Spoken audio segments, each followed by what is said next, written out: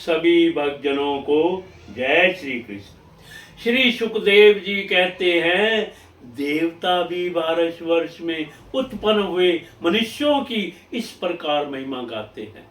अहो, जिन जीवों ने भारत वर्ष में भगवान की सेवा के योग्य मनुष्य जन्म प्राप्त किया है, उन्होंने ऐसा क्या पुण्य किया है, अथवा इन पर स्वयं श्री हरि ही प्रसन्न हो गए हैं।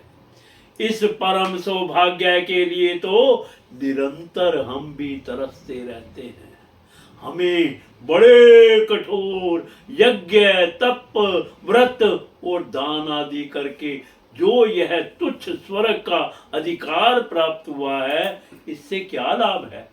यहाँ तो इंद्रियों के भोगों की अधिकता के कारण स्मृति शक्ति छिन जाती है। अतः कभी श्री नारायण के चरण कमलों की स्मृति होती ही नहीं है। यह स्वर्ग तो क्या जहां के निवासियों की एक एक कल्प की आयु होती है, किंतु जहां से फिर संसार चक्र में लौटना पड़ता है। उन ब्रह्म लोक आदि की अपेक्षा भी भारत भूमि में थोड़ी आयु वाले होकर जन्म लेना अच्छा है, क्योंकि यहाँ धीर पुरुष एक क्षण में ही अपने इस मृत्यु शरीर से किए हुए संपूर्ण कर्म श्री भगवान को अर्पण करके उनका अभय पद प्राप्त कर सकता है। जहाँ भगवत कथा की अमृतमयी सरिता नहीं बहती, जहाँ उसके उद्गम स्थान भगवत भक्त साधु जन निवास नहीं करते, और जहाँ नृत्य गीता आदि के साथ बड़े समारोह से भगवान यज्ञ पुरुष की पूजा अर्चना नहीं की जाती, वह चाहे ब्रह्मलोक ही क्यों ना हो, उसका सेवन नहीं करना चाहिए। जिन जीवों ने इस भारतवर्ष में ज्ञान, विवेक, बुद्धि, तदनुकूल कर्म तथा इस कर्म के उपयोगी द्रव्य आदि सामग्री से संपन्न मनुष्य जन्म पाया है, वे यदि आवागमन में चक्र से निकलने का प्रयत्न नहीं करते, तो व्याधक फांसी से छूट कर भी फल आदि के लोभ से उसी वृषभ विहार करने वाले वनवासी पक्षियों के समान फिर बंधन में पड़ जाते हैं। अहो, इन भारतवासियों का कैसा सौभाग्य है, जब ये यज्ञ में भिन्न भिन्न देवताओं के उद्देश्य से अलग अलग भाग रखकर विधि, मंत्र और द्रव्य आदि के योग से श्रद्धा पूर्वक उन्हें हवि प्रदान करते हैं।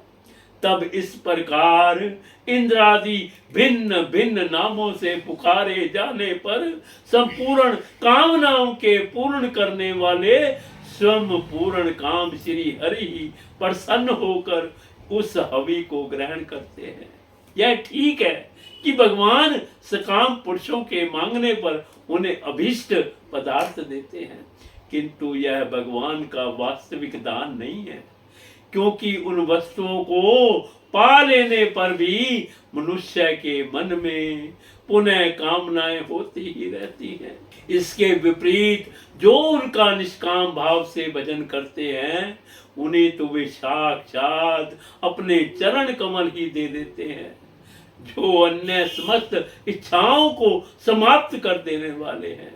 अतः अब तक स्वर्ग सुख भोग लेने के बाद हमारे पूर्वकृत यज्ञ, प्रवचन और शुभ कर्मों से यदि कुछ भी पुण्य बचा हो, तो उसके प्रभाव से हमें इस भारत वर्ष में भगवान की स्मृति से युक्त मनुष्य जन्म मिले, क्योंकि श्री हरि अपना भजन करने वाले का सब प्रकार से कल्याण करते हैं।